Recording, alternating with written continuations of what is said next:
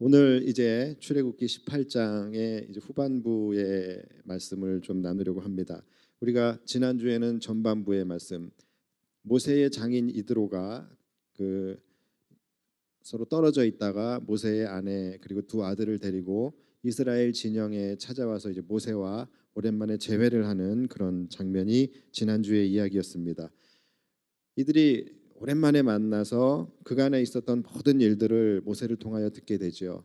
이스라엘에 행하셨던 하나님의 인도하심과 또 그들에게 베풀어 주셨던 놀라운 하나님의 기적과 은혜들, 이런 것들을 나누었고, 또 그 모든 이야기를 들은 모세의 장인 이드로는 하나님이 하신 그 놀라운 일들에 기뻐하며 하나님 앞에 번제를 올려드리는 이것이 이제 지난주의 내용이었습니다.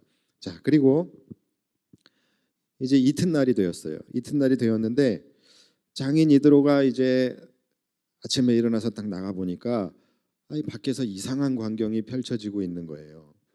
보니까 모세는 의자에 앉아 있고 백성들이 각기 자기의 송사를 가지고 와가지고서 모세에게 재판을 받는 겁니다.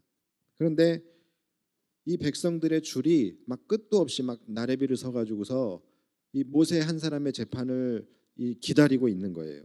그러니까 모세 역시도 하루 종일 아침부터 저녁까지 아무것도 못하고 이 재판만을 하고 있는 것입니다. 이 모세의 장인이 이거를 보고서 이상히 여겨서 모세에게 물어봅니다. 여보게 모세, 지금 이것이 무슨 상황인가? 왜 백성들이 이렇게 너에게 나와서 이렇게 줄을 서서 자신의 순번을 이렇게 하염없이 기다리고 있으며, 또 자네는 또 어찌하여서 아침부터 저녁까지 앉아서 이들의 이야기만 이렇게 들어주고 있는가? 이렇게 물었습니다. 그러니까 모세가 이렇게 대답을 해요. 백성들이 그들 간에 서로 분쟁이 있을 때에 하나님의 뜻을 묻기 위해서 자신에게 나아온다라고 이야기를 하는 거예요. 그러자 이드로가 어이가 없다는 듯이 모세에게 이렇게 이야기를 합니다. 이보게 모서방, 당신 지금 자네가 하는 일이 아주 옳지 못하네. 지금 이런 식으로 해서는 백성들은 백성들대로 힘들 뿐더러 자네는 또 자네대로 이거 얼마 안 가서 자네는 지치게 될 것이고 기력이 쇠하여질 것이네. 이렇게 가서는 절대로 안 되는 것이네.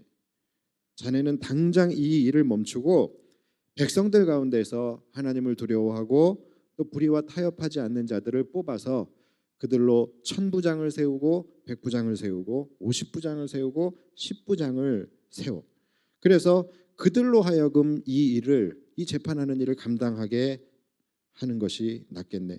그리고 자네는 이런 거 일일이 다 신경 쓰지 말고 큰 일만 자네에게 가져오게 해서 그런 큰 일만 자네가 재판을 하는 것이 좋을 것 같네. 그러면 자네도 수월해지고 백성들도 이렇게 줄 서서 고생하지 않을 수 있지 않은가. 이렇게 이 모세의 장인 이드로가 이 분업과 협업의 아주 유익한 중요성, 또 그 일의 효율성에 대한 아주 지혜로운 조언을 모세에게 해주게 됩니다. 모세도 듣고서 이제 이 제안을 받아들이게 돼요. 그래서 백성들 중에서 1000부장, 100부장, 50부장, 10부장을 이렇게 세워요. 세워서 이 일들이 좀 더 효율적이고 또 체계적으로 이제 운영되어질 수 있도록 이런 이스라엘 내의 통치 체계, 지휘 체계를 새롭게 이제 정비를 하게 됩니다. 그리고 이것이 이제 수백 년 동안 이스라엘이라는 나라의 통치 구조로 이제 이어져 내려가게 돼요. 이것이 이스라엘이 운영되어지는 통치 체계의 골격이 되는 거예요. 자, 여러분 열심히 한다라는 것은 좋은 거예요. 그렇죠? 열심히 하는 것은 분명히 좋은 것입니다. 그러나 그 열심의 방향이 잘못되거나 또는 효율성이 결여된 열심은 열심만 있을 뿐이지 본인도 그렇고 또 그것을 함께하는 본인의 주변 사람들까지도 다 힘들게 할 수 있는 그런 결과를 초래할 수 있다는 것을 우리가 알아야 돼요. 모세는 분명히 열심히 일했어요. 하나님을 위해서 아침부터 저녁까지 앉아서 백성들의 모든 송사를 들어주고 판단해주고 하나님의 뜻을 알려주는, 굉장히 열심히 일을 했습니다. 이것은 누구도 부인할 수 없어요. 그런데 이것이 그렇게 효율적인 방법은 아니었던 것 같아요. 그렇죠? 이 시시비비를 가려준다라는 것은 이 굉장히 정신적인 노동이 필요한 거예요. 굉장히 집중력이 필요. 왜냐하면은 뭔가의 재판을 하기 위해서는 사실관계를 분명하게 파악할 수 있어야 되고, 또 거기에 따라서 올바른 기준을 가지고서 또 판단을 내려줘야 하기 때문에 이것은 한 사람의 집중력이 그렇게 아침부터 저녁까지 그것을 동일하게 그것을 해낼 수 있는 그런 능력이 우리에게는 없어요. 모세도 마찬가지 아니겠습니까? 시간이 갈수록 점점 그 집중력은 흐트러지게 될 거예요. 그러면 계속 그것도 또 이 그 백성들의 이야기를 듣다 보면 한 저녁 때쯤 되면 그 이야기가 그 이야기인 것 같고, 이게 누가 잘못했는지도 자기도 막 헷갈리고 막 이러지 않겠어요? 그러니까 이것은 분명히 효율성이 그닥 좋은 방법은 아니었던 것 같아요. 자, 그런데 제가 이 본문의 말씀을 가지고, 물론 이 본문을 여러분들이 오늘은 본문이 길었기 때문에 쭉 읽으시면서 느꼈을 거예요. 이 말씀의 교훈이 무엇이겠구나. 그런데 이 말씀의 본문을 가지고 제가 세상적인 교훈을 이렇게 끌어내는 것은 너무 쉬워요.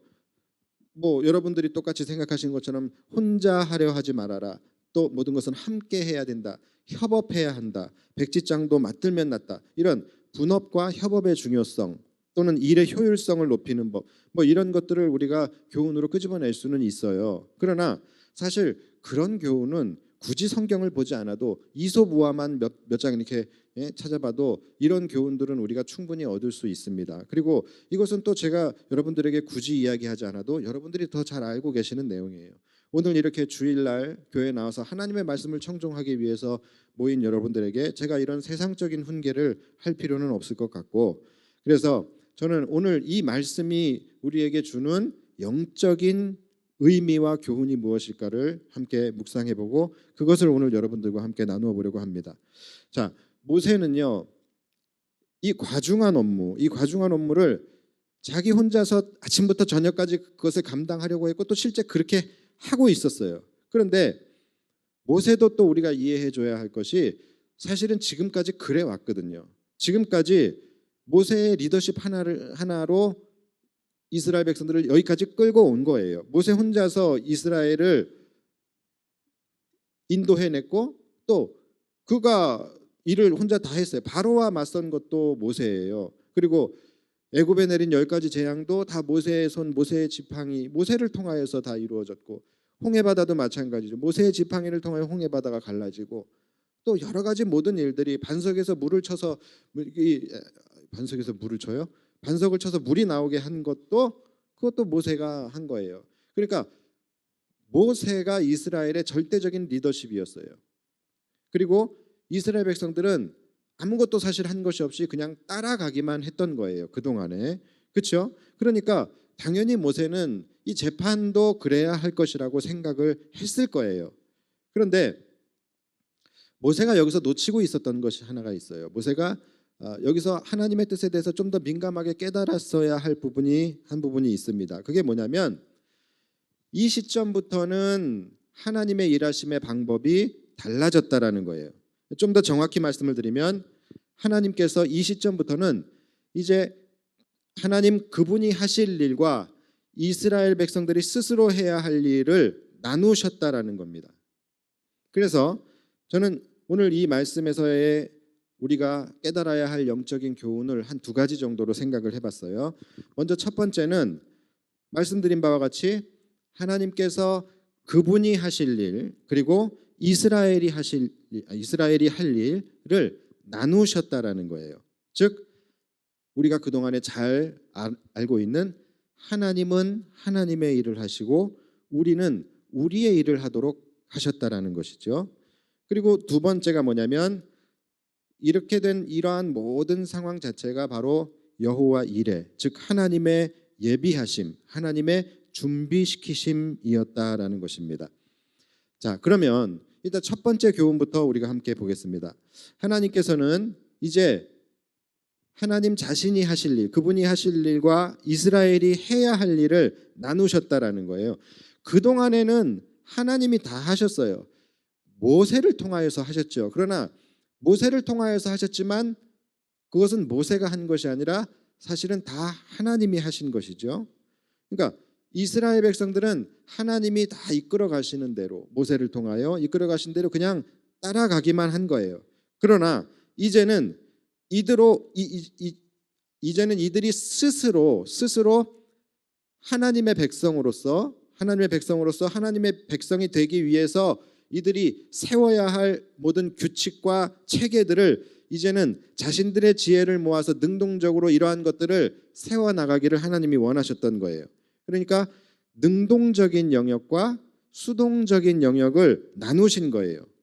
즉 이들이 하나님을 향하여 자신들의 지혜를 모아 능동적으로 해야 할 영역이 있는 것이고, 또 수동적인 영역은 뭐예요? 오로지 그냥 하나님께 맡기는 거예요. 하나님께 맡기고 하나님을 의지하고 하나님의 도우심을 구하는 이런 영역이 이렇게 나누어지게 되는 것입니다. 자, 이것을 다른 말로 하면 책임의 영역과 위임의 영역이에요. 이스라엘이 하나님의 백성으로서 자신들의 지혜와 자신들의 노력으로 감당해야 할 책임의 영역이 있는 거예요. 그리고 자신들이 할 수 없는, 오로지 하나님께만 맡길 수밖에 없는, 하나님만 의지할 수밖에 없는, 그래서 하나님께 이것을 위임해드리는 위임의 영역이 있다라는 거예요. 그래서 책임의 영역과 위임의 영역으로 나뉘어지게 되는 것입니다. 하나님이 모세를 통하여 하나님의 뜻을 나타내 보이셨어요. 지금까지. 그렇죠? 자, 그러면 여러분, 우리가 하나님의 뜻을 아는 것은 책임의 영역일까요? 위임의 영역일까요? 어떤 영역일까요? 여러분들이 한번 나누어 보세요. 이것은 책임의 영역입니까? 위임의, 우리가 하나님의 뜻을 아는 것. 이것은 위임의 영역이에요. 왜냐하면 우리는 우리의 지혜로, 우리의 노력으로 하나님을 알 수 없어요. 우리는 하나님이 우리에게 자신을 계시하는 것만 알 수 있는 거예요. 그렇기 때문에 우리가 하나님의 뜻을 안다, 이것은 책임의 영역이 아니라 위임의 영역입니다. 그래서 하나님이 모세에게 그분의 뜻을 계시하셨단 말이에요. 자, 그것을 계시하셨어요. 이것은 분명히 위임의 영역입니다. 그렇다면 이제 이 하나님의 뜻을 모든 이스라엘 백성들이 알도록, 깨닫도록, 그리고 그것을 지켜 행하도록 하는 그 부분이 있죠. 그 부분은 어느 영역이죠? 그 부분이 바로 책임의 영역이에요. 어떻게 하면 좀 더 지혜를 모아서 효율적으로 이것을 할 수 있겠느냐? 이것은 우리가 하나님의 백성으로서 해야 할 책임의 영역이라는 거예요.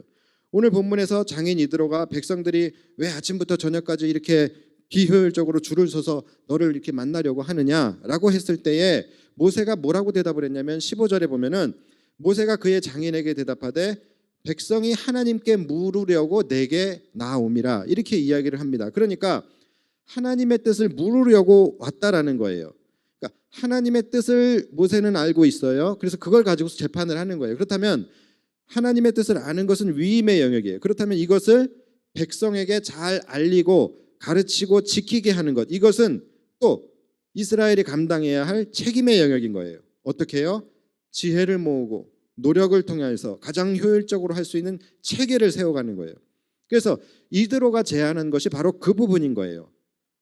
모세야, 너는 지금 책임의 영역과 위임의 영역을 지금 잘 구분하지 못하고 있는 것 같아. 내가 볼 때에 지금 이것은 책임의 영역이다. 그러니까 너의 지혜를 발휘해야 하는 문제라는 거예요. 그래서 100부장과 1000부장과 50부장과 이렇게 세워서 그들로 하여금 이 모든 일들을 효율적으로 이루어질 수 있도록 하라라는 거예요. 그러니까 여러분, 이런 겁니다. 전쟁을 해요. 전쟁을 이기게 하는 것은 무엇의 영역이죠? 전쟁이 이기고 지는 것은 무슨 영역이에요? 그렇죠. 하나님의 영역이에요. 그것은 우리가 할 수 있는 것이 아니에요. 전쟁은 여호와께 속하였기 때문에, 그렇기 때문에 그것은 위임의 영역인 거예요. 그렇죠? 그러나 우리가 그 전쟁을 하기 위해서 함께 모여서 지혜를 모으고 전략을 세우고 또 전장에 나가서 우리가 최선을 다해서 열심히 싸우는 것, 이것은 무슨 영역이죠? 책임의 영역인 거예요. 그러니까 하나님께 올려드리는 위임의 영역이 있다고 한다면 그것을 이루기 위해서 우리가 또 감당해야 할 책임의 영역이 있다라는 것이죠. 그런데 많은 분들이 이 책임의 영역과 위임의 영역을 분명하게 나누지를 못해요. 그래서 내가 좋은 대학에 가기 위해서 열심히 기도를 합니다. 여러분 이거 맞아요? 틀려요? 맞지요? 맞아요. 왜? 내가 좋은 대학에 붙고 떨어지는 것은 그것은 하나님이 하시는 거예요. 그렇기 때문에 그것은 위임의 영역입니다. 그래서 그것을 위해서 열심히 기도하는 것은 맞습니다. 그런데 그러기 위해서는 기도만 할 것이 아니라 책임의 영역이 있어야 되는 거예요. 바로 내가 최선을 다해서 열심히 공부를 하는 거예요. 이것이 우리의 책임의 영역이에요. 그런데 이것조차도 내가 열심히 감당해야 할 이 책임의 영역조차도 위임의 영역으로 생각하고 위임의 영역으로 넘겨버리는 사람들이 있어요. 그래서 최선을 다하지 않는 것, 나의 책임을 회피하는 것. 그래서 성도들도 보면은요, 기도로만 대학 가려고 하는 사람들이 있고, 기도로만 사업을 성공하려고 하는 사람이 있고, 기도로만 내 뜻을 이루려고 하는 사람이 있고, 내 꿈을 이루려고 하는 사람들이 있다라는 거예요. 자신의 지혜를 모아서 최선을 다해야 할 책임의 영역을 무시해버리고 그것을 회피하고 그걸 다 위임의 영역으로 넘겨버리는 그런 사람들이 많이 있어요. 얼핏 잘못 보면은 믿음이 있는 것처럼 보입니다. 왜냐하면 무조건 되고 기도하거든요. 그러니까 얼핏 잘못 생각하면은 믿음이 있는 사람인 것처럼 생각하지만 여러분 그것은 믿음이 있는 것이 아닌 거예요. 그것은 결코 믿음이 아니라 태만인 것이고 무책임인 것인 거죠. 마치 하나님을 내 뜻을 이루어주는 무슨 알라딘의 요술램프 정도로 하나님을 그렇게 깎아내리는 그런 비신앙적인 행동인 것이에요. 그래서 하나님이 하나님의 일을 하시기 위해서는 반드시 우리는 우리의 일을 해야 하는 것입니다. 그런데 여러분들이 이 책임의 영역과 위임의 영역을 여러분들의 삶 속에서 나눠야 돼요. 나눌 수 있는 지혜가 있어야 되는 거예요. 모든 상황 가운데.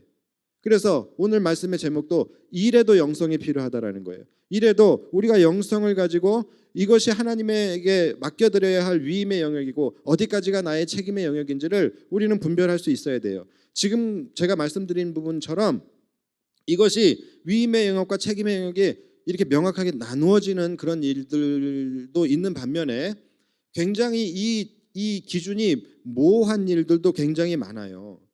특히 목회를 하고 있는 저의 입장에서 그렇습니다. 저에게도 바로 이 부분 때문에 엄청난 갈등과 고민과 딜레마를 느끼게 하는 부분이 바로 이 부분이에요. 바로 책임의 영역과 위임의 영역인 거예요.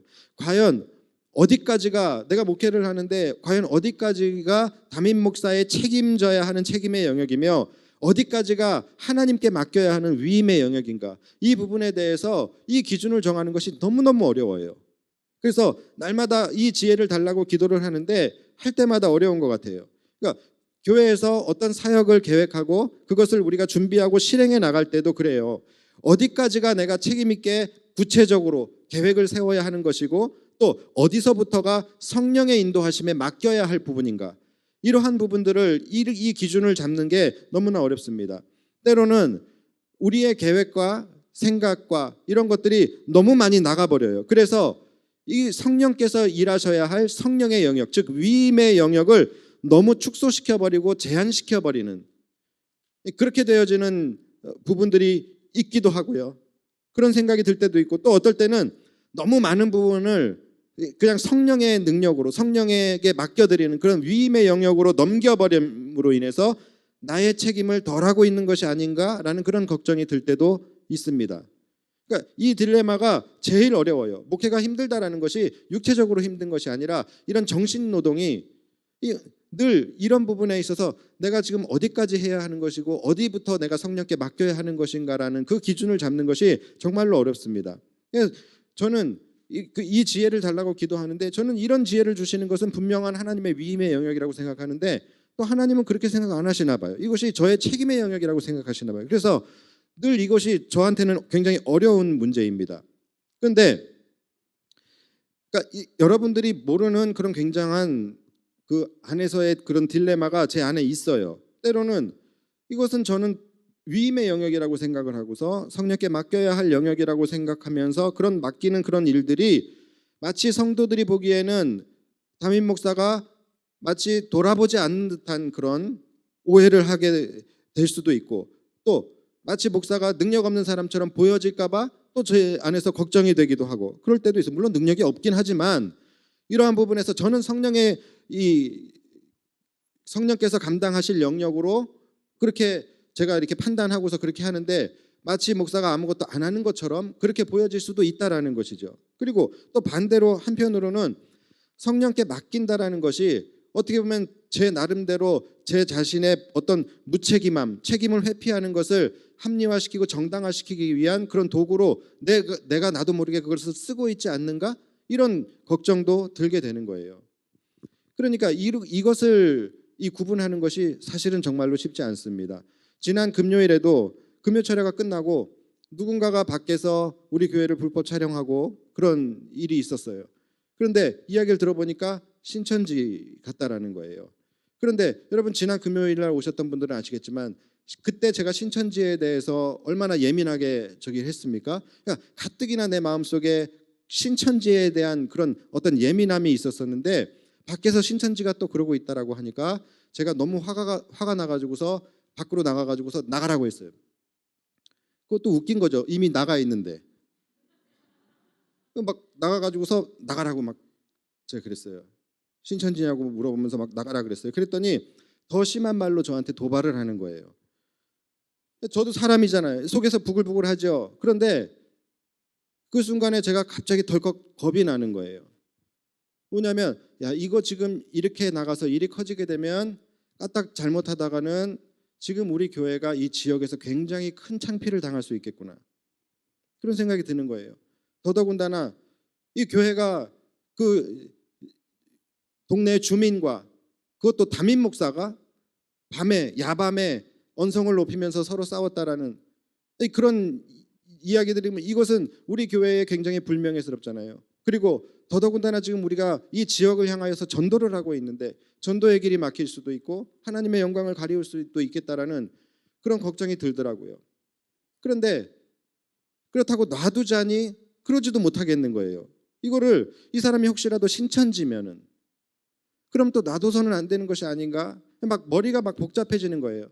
그래서 이 사람이 신천지냐 아니냐 이것이 막 제 안에서 막 복잡해지는데 만약 이 사람이 정말로 신천지라고 한다면 그러면 과연 이것을 놔두는 게 맞는 것인가? 또 만약에 이 사람이 신천지가 아니라 그냥 주민이에요. 그러면 교회가 큰 실수를 하는 거예요. 교회가 정말로 동네 주민과 싸우는 것밖에 안 되는 거잖아요. 그러면 이게 지금 내가 담임 목사로서 과연 내가 하나님의 교회를 지키기 위해서 나의 책임의 영역은 어디까지이며 내가 성령께 맡겨야 하는 위임의 영역은 어디서부터냐라는 거예요. 이것에 대해서 너무 판단을 하기가 힘든 거예요. 이들이 도발을 해도 이것을 다 성령의 영역으로 맡기고 그저 우리는 기도만 하면서 위임의 영역으로 넘겨야 하는가? 이 고민이 되는 거예요. 그래서 제가 상황이 어쨌든 정리가 됐어요. 정리가 되고서 제가 목양실에 올라가 가지고서 기도했습니다. 먼저는 저의 이 지혜 없음에 대해서 회개하는 기도를 했고 그 다음에는 제가 하나님한테 너무 섭섭하고 그래서 좀 짜증스러운 기도를 했어요. 하나님, 이 책임의 영역이 도대체 어디서부터 어디며 내가 하나님 앞에 맡겨야 할 이 위임의 영역이 도대체 어디서부터 어디인지 좀 제발 좀 가르쳐 달라고. 나 못 살겠다고. 제발 이것 좀 가르쳐 달라고 기도했어요. 그리고 마음속으로는 그 사람이 너무너무 미워요. 제 차도 막 사진 찍고 너무 미워요. 그런데 밉지만 그래도 하나님이 원하시는 기도가 있을 것 같아서 또 그를 위해서 또 기도도 했어요. 그도 하나님이 구원하기 원하시는 또 한 사람일 텐데 그 사람이 정신 차리게 하시고 하나님을 대적하는 자가 되지는 않게 해주세요. 그 사람이 혹시라도 회심하더라도 우리 교회는 오지 않게 해주세요. 만나면 얼마나 해요. 그렇죠? 그래서 그런 기도를 제가 했어요. 근데 이건 제 얘기고 여러분들도 마찬가지예요. 이 삶을 살아가면서 이 부분에 대해서 여러분들 항상 고민하셔야 되는 거예요. 왜냐하면 우리에게도 삶 속에서 우리가 감당해야 할 책임의 영역이 있고 또 하나님께 맡겨드려야 할 위임의 영역이 분명히 있기 때문이에요. 모든 것을 이게 한쪽으로 치우치는 사람들이 있어요. 책임의 영역, 모든 것을 책임의 영역으로 살아가는 사람들이 있어요. 하나님을 믿으면서도. 그래서 모든 것을 내 힘으로 나의 의지로 하려고 하는 사람들이 있어요. 이 모든 것을 책임의 영역으로 여기며 살아가는 사람들은 하나님을 믿는 믿음이 없는 사람이에요. 또 반대로 모든 것을 위임의 영역으로 그렇게 위임하고 살아가는 사람들이 있어요. 이런 사람들은 믿음이 있는 사람들이 아니라 무책임한 사람들인 거예요. 자신의 책임을 다하지 않는. 그러니까 이 둘의 경계를 분명하게 아는 지혜를 구하는 우리가 되어줘야 되고 또 그렇게 살아야 됩니다. 이것은 또 반대로 생각해 볼 수 있는 문제예요. 우리가 하나님을 향하여 책임의 영역과 위임의 영역이 있듯이 하나님도 하나님의 입장에서 우리를 향하여 책임의 영역과 위임의 영역이 있으시다라는 거예요. 그러니까 하나님께서 우리를 위하여 그분의 능력으로 일하시는 부분이 하나님의 입장에서는 하나님의 책임의 영역인 거예요. 그리고 그 일을 이루기 위해서 하나님이 우리에게 요구하시고 위임하신 부분이 있어요. 이것이 위임의 영역이에요. 그것까지도 우리는 생각을 해야 된다는 거예요. 대표적인 것이 뭡니까? 영혼 구원이잖아요. 여러분, 한 사람의 영혼이 구원되는 것은 무슨 영역입니까? 그것은 누구만 할 수 있어요? 그것은 하나님만이 하실 수 있는 거예요. 그러니까 이것은 온전한 하나님의 위임의 영역인 것이죠. 그렇죠? 그런데 이것이 하나님의 입장에서는 뭐예요? 하나님의 입장에서는 하나님만 하실 수 있는 일이기 때문에 하나님의 책임의 영역인 거예요. 그러면 한 사람의 영혼을 구원하기 위해서 하나님께서 책임의 영역이 그를 구원하시는 것이라고 한다면 그것을 이루기 위해서 우리에게 위임하신 일이 있다라는 거예요.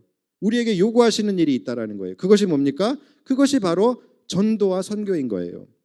그러면 그렇게 따지면은 바로 그 전도와 선교가 우리의 입장에서는 우리가 감당해야 할 책임의 영역이 되는 것이죠. 무슨 이야기인지 아시겠죠? 그러니까 만약에 하나님이 우리의 하나님이고 우리는 그분의 백성이잖아요. 그러면 하나님이 그분의 백성을 위해서 그분의 백성을 축복하시고 그들의 삶을 선한 길로 인도하시는 것, 이것이 하나님이 하실 책임의 영역입니다. 자, 그렇다고 한다면 하나님께서 그분의 그 책임을 다하시기 위해서 우리에게 요구하시는 위임의 영역이 있다라는 거예요. 그것이 무엇인가를 생각해 보면은 그것이 바로 우리의 책임의 영역이 될 것이고 그 책임의 영역을 우리가 다할 때 우리의 삶을 책임져 주시고 선한 길로 이끌어 주시는 우리를 향한 하나님의 책임의 영역이 우리의 삶 속에서 이루어지게 된다는 것이죠. 그러니까 뭔가 좀 헷갈린 것 같지만 하나도 헷갈린 게 아니에요. 이 관계를 여러분들이 잘 기억하시면 돼요. 우리의 고통받는 문제, 하나님의 백성이면 하나님은 하나님의 백성의 고통받는 문제를 해결해 주시는 것이 그분의 책임의 영역이에요. 그렇다고 한다면 그것을 하나님께서 그 책임을 이루시기 위해서 우리에게 위임하시고 또 우리에게 요구하시는 위임의 영역이 있다라는 거예요. 그것을 우리가 분별할 수 있다면 그것이 바로 우리의 책임의 영역이 되는 거예요. 그래서 이것을 잘 분별하며 나누고 그것을 따라 살아갈 수 있는 지혜가 우리 안에 있다면 우리의 삶은 가장 완벽한 은혜의 삶이 될 수 있는 거예요. 여러분, 우리 교회가 지금 꿈꾸고 있는 부흥 역시 마찬가지예요.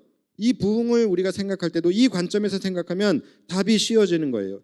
바로 책임의 영역과 위임의 영역을 우리가 나누어서 생각하고 그것을 또 나의 관점에서 또 하나님의 관점에서 나눠서 생각하다 보면은 우리가 뭘 해야 할지가 답이 나오게 되는 거예요. 그래서 여러분들 삶을 살아갈 때도 항상 이 부분을 나누셔야 돼요. 분명하고 정확하게 나눌 수 있는 지혜를 하나님 앞에 구하시고 우리가 감당해야 할 것, 그리고 또 우리를 하나님의 백성인 우리를 하나님께서 또 책임지셔야 할 영역이 있는 거예요. 그 영역을 위해서 또 우리에게 위임하신 영역이 있는 것이고 이것들을 여러분들이 잘 구별해가면서 살아가시면 여러분들의 삶에 큰 유익이 있고 가장 완벽한 하나님의 은혜를 누리는 삶이 될 줄 믿습니다. 자, 그리고 두 번째가 뭐냐면 이 모든 것이 여호와 이레라는 거예요. 하나님이 예비하심과 하나님이 준비시키심이라는 거예요. 모세가 정말로 예상치 못했던 장인 이드로의 방문과 또 그의 제안으로 인해서 백성 가운데 천부장과 백부장과 50부장 10부장을 세우게 되는 일이 일어나요. 그리고 이것이 결국은 하나님의 백성의 나라 이스라엘이라고 하는 이 나라의 통치를 이루는 법치 체계의 굉장히 중요한 골격으로 이것이 세워지게 되는데, 놀라운 것은 이 중요한 일이 바로 이 이방인의 지혜, 모세의 장인 이드로는 이방인이거든요. 이 이방인의 지혜를 통하여 세워지게 되었다라는 거예요. 이게 왜 그런 것일까? 여러분들이 잘 아시겠지만 바로 이 다음 사건이 뭐냐면, 이 다음에 나오는 이제 19장부터 나오는 사건이 뭐냐면, 시내산에서 이들이 하나님으로부터 율법과 십계명을 받는 사건이 이제 나옵니다. 그 말이 무슨 말이냐면, 이제부터는 이들이 이제 지켜야 할 법규들이 생겼다라는 거예요. 그래서 이들은 이제 율법을 따라 율법을 지키며 살아야 하는 백성들이 된 거예요. 자, 그렇다고 한다면 이들에게 이제 주어진 이 율법이 200만 명이나 되는 그 이스라엘 백성들에게 모두 적용되어지고 깨닫게 되어지고 이것이 작동되어지는 그런 법치, 이 법치가 이루어지기 위해서는 반드시 지휘 체계라는 것이 필요했어요.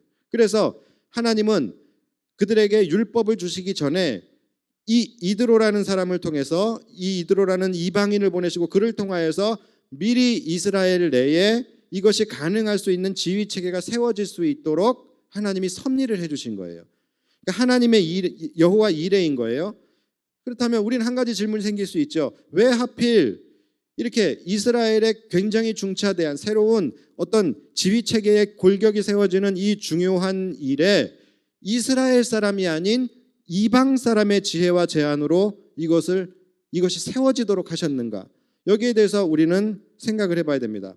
아마도 하나님은 이방인을 통해서도 역사하시고 심지어 악인, 바로와 같은 악인을 통해서도 하나님께서 섭리하신다라는 것을 그 하나님의 그 능력을 보여주심을 통해서 하나님은 이스라엘뿐만이 아니라 모든 민족의 주권자이시며 모든 민족의 하나님이시라는 것을 나타내시기 위한 것이 아닌가, 그런 생각을 해봅니다. 즉 바로 복음의 확장성이에요. 하나님은 결국은 이스라엘만 구원하시는 것이 아니라 모든 이방과 모든 세계와 족속과 열방을 다 하나님은 구원하실 것을 하나님은 계획하시고 원하고 계신다라는 것을 나타내시기 위한 또 하나님의 어떤 메시지가 아닐까 생각을 해봅니다. 그래서 이드로가 이방 사람임에도 불구하고 하나님의 놀라운 기사와 이적을 듣고서 그가 뭘 합니까?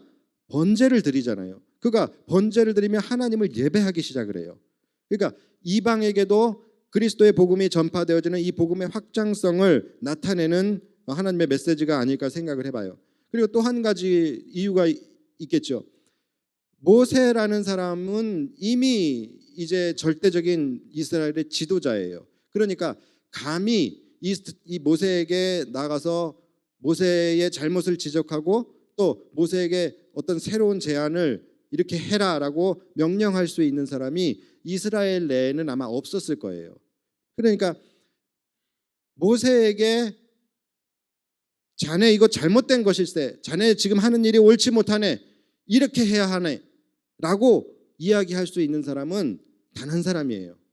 모서방이라고 부를 수 있는 장인 이드로밖에 없었던 것이죠. 그래서 하나님이 장인 이드로를 보내서 그를 통하여 모세에게 이러한 제도를 만들도록 그렇게 하신 것이 아닌가. 이것은 그냥 제 추측이에요. 이것은 믿지 않으셔도 괜찮고요. 그냥 제 추측이긴 하지만 그래도 이걸 추측이라고만 볼 수 없는 것이 이것을 뒷받침해주는 말씀이 나오잖아요. 마지막 27절에 보면은 모세가 그의 장인을 보내니 그가 자기 땅으로 가니라. 그러니까 모세가 이 장인이 와서 제안해 준 것은 고마운데 그렇다고 해서 장인이랑 계속 같이 다니자니 껄끄럽고 이 깝깝한 거예요. 그래서 보낸 거죠. 감사합니다. 그런데 안녕히 가세요. 그렇게 해서 보낸 거예요. 그래서 장인 이드로가 갔다. 너무 나갔나요? 어쨌든 예. 자, 여러분, 하나님은 예비하시는 하나님이시고 준비시키시는 하나님이심을 믿으시기 바랍니다. 그러니까 오늘 내 삶에 벌어지는 일들, 오늘 내 삶에 벌어지는 일이 우리에게는 이해할 수 없는 그런 고난일 수 있고 어려움일 수 있지만 이것이 결국은 나중에는 내 삶 속에 더 큰 은혜를 주시기 위해서 오늘을 준비시키시는 하나님의 예비하심일 수 있다라는 거예요. 이것을 여러분들이 꼭 이해하셔야 됩니다.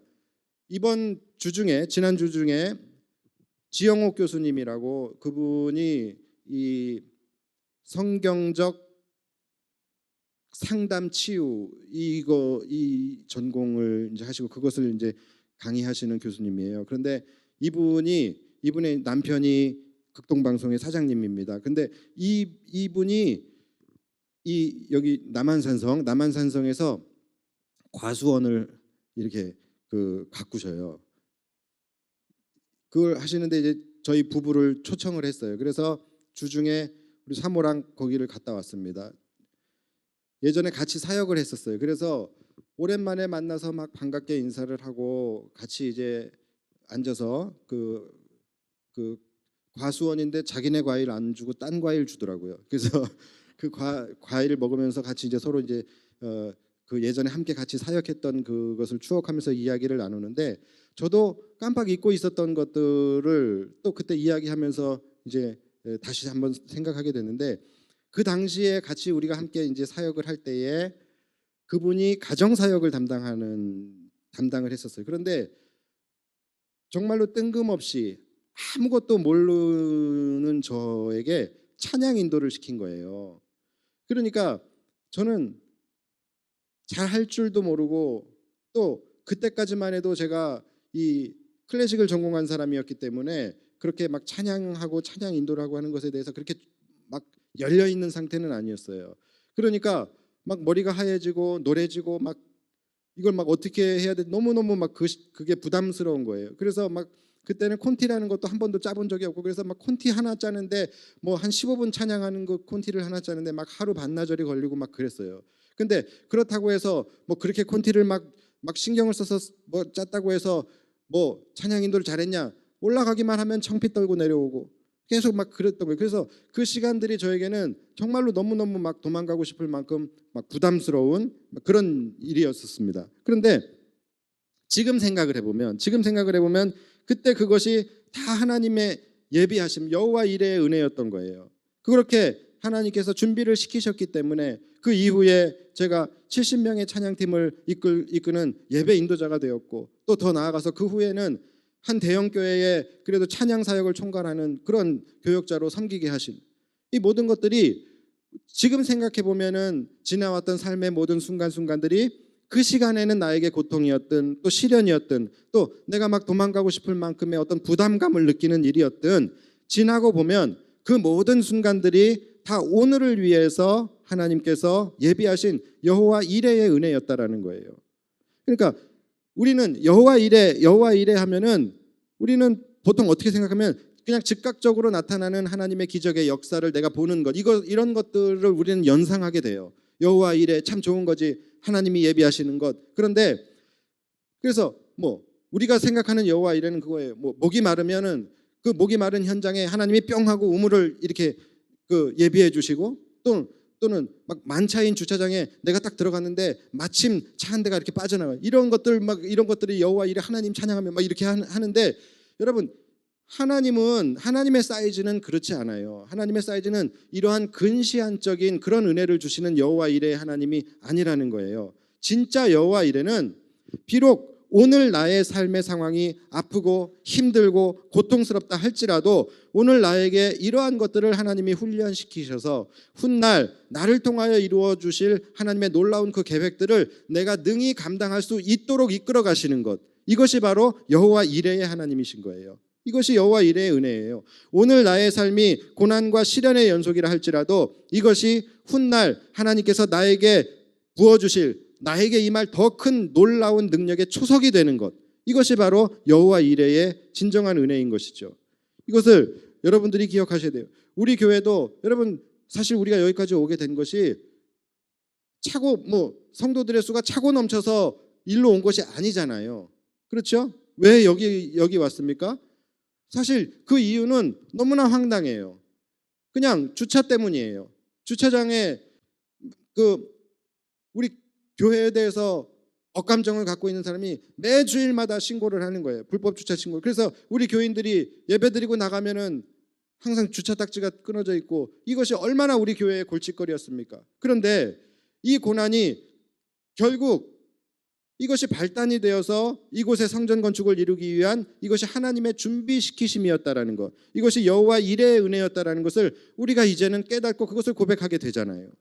그러니까 여러분, 오늘의 고난이 내일의 축복을 준비시키는 여호와 이레의 은혜일 수 있다라는 것을 여러분들이 꼭 기억하셔야 돼요. 오늘 하나님이 우리 교회에 주시는 여러 가지 일들을 보면은 좋은 일도 있고 나쁜 일도 있고 어려운 일도 있고 정말로 이것을 어떻게 해야 되나 하는 그런 문제들도 있어요. 그런데 어찌 됐든 무엇이 되었든 오늘 하나님이 우리 교회에 주시는 일들이 미래의 우리 교회의 어떤 교회의 모습을 위해 준비시키시는 것인지 우리는 알지 못한다라는 거예요. 그렇기 때문에 우리는 하나님이 허락하신 오늘에 충실하게 살아가는 것, 이것이 중요한 것입니다. 그 충실함은 뭡니까? 바로 내 삶의 모든 순간 바로 책임의 영역을 다하며 위임의 영역을 우리가 기대하고 소망하며 살아가는 거예요. 그러니까 여러분들의 삶도 마찬가지예요. 말씀을 마칠게요. 오늘 여러분들의 삶에 나타나는 그러한 지금 일어나고 있는 모든 일들, 그것이 비록 좋은 일뿐만이 아니라 고난과 시련이라 할지라도 그것은 하나님께서 미래의 여러분의 어떠한 모습, 여러분들의 미래의 어떤 삶을 위해서 준비시키고 계시는 것인지 우리는 알지 못하는 거예요. 그렇기 때문에 우리가 지금 해야 할 것은 오늘 일어나는 내 삶의 상황을 보면서 낙심하지 말고 섣불리 판단하지 말고 그저 우리에게 허락하신 오늘 하루하루를 우리는 믿음으로 그것을 잘 살아내면서 하나님이 우리에게 맡기신 책임의 영역을 잘 감당하며 살아가는 것이라는 것, 이것을 여러분들 기억하시고 정말로 끝까지 모든 것은 믿음이에요. 믿음의 문제입니다. 끝까지 굳센 믿음 붙들고 그것을 지키시며 승리하시는 저와 여러분들이 되시기를 주님의 이름으로 축원합니다.